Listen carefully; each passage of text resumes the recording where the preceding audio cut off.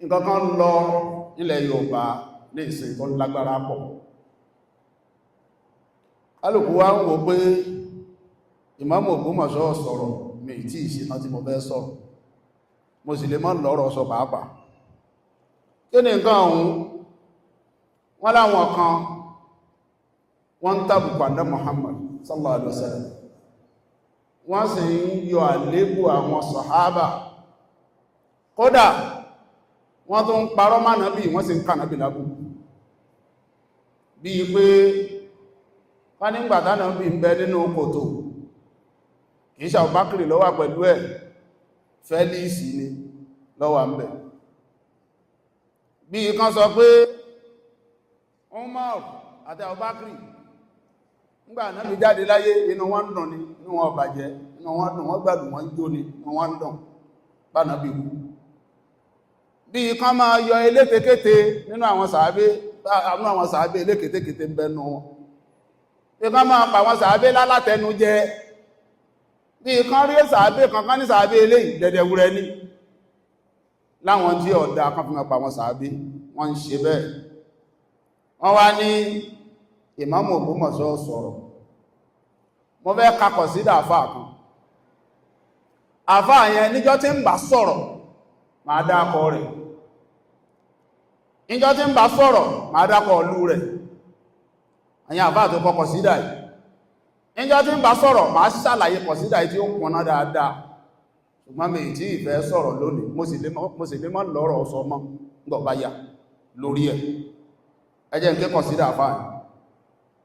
Àfáà ní bihaqqi rabbil wara ya qawmi fantabihu fa inna fi daharina hadha abalisa ja'u wa jalu bi aqwalin muharrafatin wa kullu aqwalihim ifkum mataqisa hajamul madrasata safahan ala safahin wa sara ma zawaru fina wasawisa fi qawlihim lahanu fi ismil jalalati ya bu'usan li ghayrihim ya bu'usa ya bu'usa bu'usan li ghayrihim ya bu'usa ya bu'usa lam ya'lamu maddatan fi sarfi kayfa bihim fi ilmi saru jawamisa qad ja'ana wahidun minhum bi khid'atihi yuridu tajribatan fina wa tadsisa fa inna ustadhana Uthmana 'allamana farqan idha qila ja Musa wa ja Musa farqan idha qila ja Musa wa ja Musa. Kọ̀sídà yẹn yí àwọn àfáà pọ̀ gan, ṣùgbọ́n mi ní tú lónìí. Ẹnjọ́ tí ń bá ṣàlàyé èyí tí ń ṣẹlẹ̀ lọ́wọ́ ńlẹ̀ Yorùbá yìí, mo rò pé ti yé ní ìsìn máa tú dáadáa, òun ni máa fi ṣe tẹ́ḿpléètì ọ̀rọ̀ mi, máa wá dákọ̀ àfáà tó ní kọ̀sídà yẹn, máa dákọ̀ ọlú rẹ̀, kí ni sábàbí tó fi ṣe kọ̀sídà, kí sì ló ṣẹlẹ̀ lẹ́yìn ẹgbà tó ṣe kọ̀sídà tán, ká fi mọ gàùtà wọ́n ńlẹ̀ Yorùbá. Ṣẹ̀rí ibi tí mo wá fẹ́ lọ lórí ẹ̀ lónìí, mo fẹ́ kí ọ̀pọ̀lọpọ̀ àwọn àfáà tí wọ́n ti sọ̀rọ̀ lórí ẹ̀. Bàbá wa Professor Abdulrazak Aláró, Ọlọ́run jẹ́ ó dáa fún wọn. Bàbá wa Sheikh Ibrahim Ṣàfihàn, Ọlọ́run jẹ́ ó dáa fún wọn. Àti gbogbo àwọn àfáà ẹni Ọlọ́run tí wọ́n ti sọ̀rọ̀ lórí ìntọ́wọlé Yorùbá yìí, aburúkọ́wọlé Yorùbá yìí, tí wọ́n sọ̀rọ̀ lórí akí wọn. Ẹni tí mo wá fẹ́ bìí kí gan-an tí mo fi rí ọ̀rọ̀ yẹn lórí lónìí, torí ìbẹ̀rẹ̀ lórí tẹ́lẹ̀, ṣùgbọ́n mo fẹ́ kí ẹnìkan tó pàtàkì tó sọ lé ọ̀rọ̀ yìí tí wọ́n sì ṣe dáadáa. Bàbá wa ìmáàmù àgbà lọ́fà, ìmáàmù Ọ̀fà ṣe dáadáa púpọ̀. Ìmámù Ọ̀fà ṣe dáadáa púpọ̀, Ìmámù Ọ̀fà ṣe dáadáa púpọ̀ ní agbára Ọlọ́run ò ní wó bàbá Ìmámù Ọ̀fà. Mọ̀ túmọ̀ ẹ̀.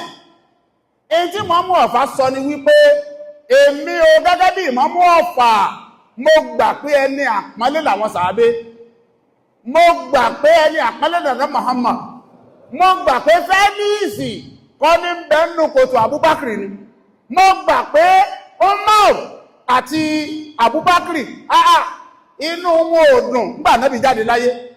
Bàbá Ìmámù Ọ̀fà gbà.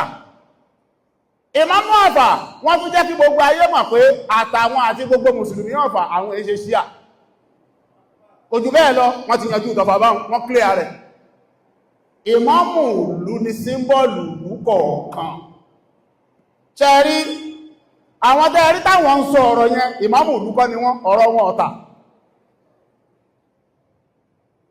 Ọ̀rọ̀ wọn ọ̀tà. Gbogbo ẹni tí ìbá ti ń ṣe ìmámù ìlú ọkàn sọ̀rọ̀ fáwọn ọjọ́ rẹ̀ ni.